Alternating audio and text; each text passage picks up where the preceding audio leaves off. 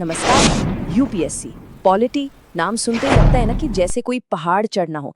लेकिन सोचिए, क्या हो अगर इस पहाड़ को चढ़ने का सबसे आसान रास्ता, इसका नक्शा खुद यूपीएससी के पुराने सवालों में ही छिपा हो। तो चलिए आज मिलकर इसी कोड को क्रैक करते हैं। हाँ, मतलब पूरे देश की रूल बुक को रट लेना सुनने में ही ये थोड़ा डरावना लगता है, सही कहा ना। पर घबराने की कोई बात नहीं है, क्योंकि इस विशाल सिलेबस को टैकल करने का एक बहुत स्मार्ट तरीका है। और वो तरीका रट्टा मारने में तो बिल्कुल नहीं है। इसका असली सीक्रेट छिपा है पिछले सालों के सवालों में, जिन्हें हम पीवाईक्यूज कहते हैं, उनके पैटर्न को समझने में। तो चलिए अब और देर नहीं करते और इस विश्लेषण में गहराई से उतरते हैं। देखते हैं कि ये सवाल हमें आखिर सिखाते क्या हैं। तो आज का हमारा सफर कैसा रहेगा? हम सबसे पहले इस पॉलिटी कोड को समझने की कोशिश करेंगे, फिर संविधान की आत्मा यानी प्रियम्बल और कोर वैल्यूज को देखेंगे। उसके बाद बात होगी नागरिकों के मौलिक कवच की, फिर शासन के ब्लूप्रिंट पर नजर डालेंगे और आखिर में इन सब से जो जरूरी बातें निकल कर आती हैं उन्हें एक साथ समझेंगे।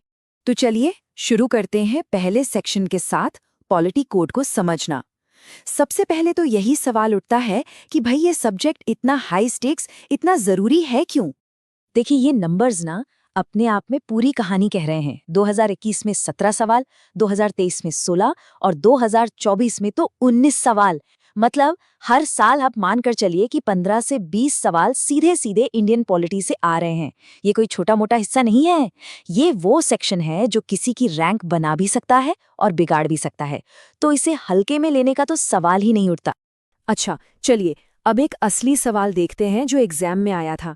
सवाल था, डॉक्टर राजेंद्र प्रसाद के कार्यभार संभालने से पहले संविधान सभा के अस्थायी अध्यक्ष कौन थे? अब ये सवाल देखने में तो बहुत सीधा और बेसिक लगता है ना?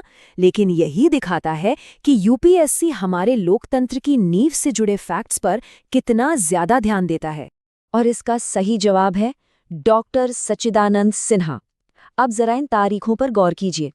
9 दिसंबर 1946 को पहली बैठक हुई और उन्हें अस्थायी अध्यक्ष बनाया गया।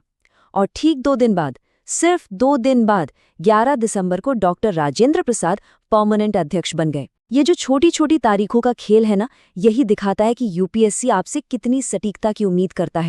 चलिए अब आगे बढ़ते हैं हमारे दूसरे सेक्शन पर, संविधान की आत्मा। यहाँ हम बात करेंगे प्रियम्बल की और उन कोर वैल्यूज की जिन पर हमारा पूरा संविधान खड़ा है। ये एक और क्लासिक यूपीएससी सवाल है। पूछा जाता है कि 26 जनवरी 1950 को भारत की असल संवैधानिक स्थिति क्या थी? तो देखिए उस दिन भारत एक संप्रभु लोकतांत्रिक गणराज्य था। जो शब्द है ना समाजवादी और पंथ निरपेक्ष, ये तो बहुत बाद में आए, 1976 में 42वें संशोधन के साथ। और यही जो छोटा सा बारीक सा फर्क है, यही एग्जाम में पूरा खेल बदल देता है। तो एक सवाल मन में आता है कि क्या प्रियम्बल को लेकर कोर्ट में केस किया जा सकता है? देखिए 1973 का जो ऐतिहासिक केशवानंद भारती केस था, उसने ये बात बिल्कुल साफ कर दी कि प्रियम्बल संविधान का हिस्सा तो है, लेकिन ये अपने आप में कानून की तरह लागू नहीं हो सकता। हाँ, ये एक गाइड की तरह जरूर काम करता है संविधान के बाकी हिस्सों को समझने के लिए। ये एक बहुत ही सटल पर बहुत जरूरी बात है। ठीक है, अब एक ऐसे टॉपिक पर आते हैं जो हम सबसे, हर एक नागरिक से सीधे सीधे जुड़ा हुआ है। ये है हमारे मौलिक अधिकार, वो कवच, वो शील्ड जो हमारी रक्षा करती है। अब ये सवाल देखिए, ये सीधा आज के डिजिटल जमाने से जुड़ा है। राइट टू प्राइवेसी यानी निजता का अधिकार। ये एक ऐसा टॉपिक है जो आए दिन खबरों में रहता है, चर्चा में रहता है। तो यूपीएससी ये जानना चाहता है कि उम्मीदवार इन नए कानूनी डेवलपमेंट से कितने अपडेटेड हैं। और इसका जवाब है आर्टिकल 21।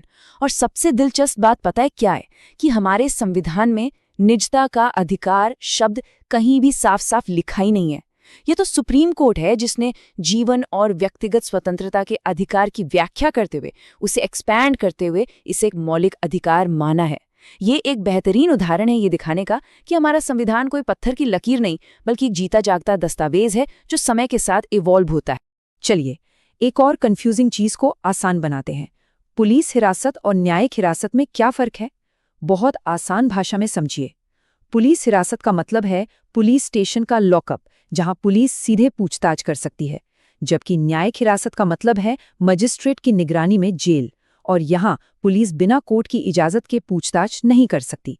एग्जाम में इन्हीं छोटी छोटी बारीकियों पर सवाल फंसाते हैं। पैरोल और फरलो, ये दो शब्द भी अक्सर लोगों को कंफ्यूज करते हैं।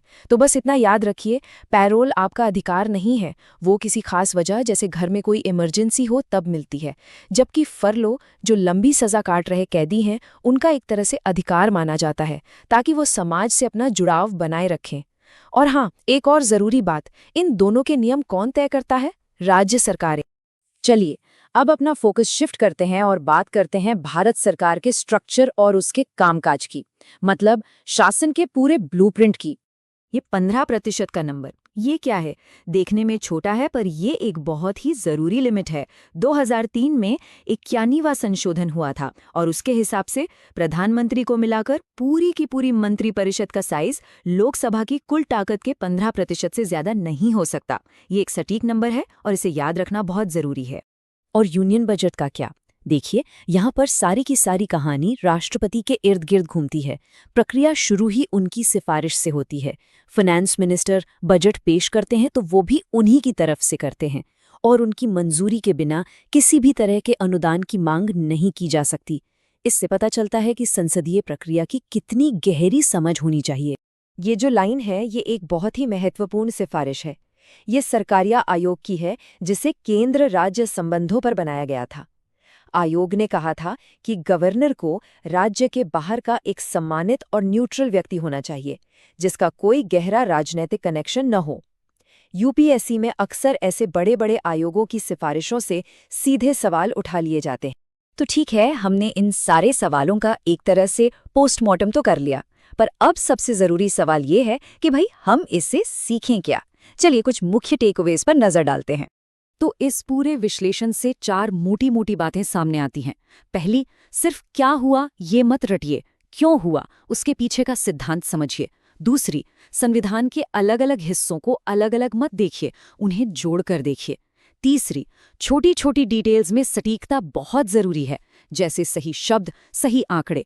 और चौथी, और शायद सबसे जरूरी, न्यायपालिका की भूमिका को कभी कम मत आंकिए, क्योंकि सुप्रीम कोर्ट की व्याख्याएं ही कानून को नया आकार देती हैं। तो आखिर में बात सिर्फ ये नहीं है कि आपको कितनी जानकारी याद है।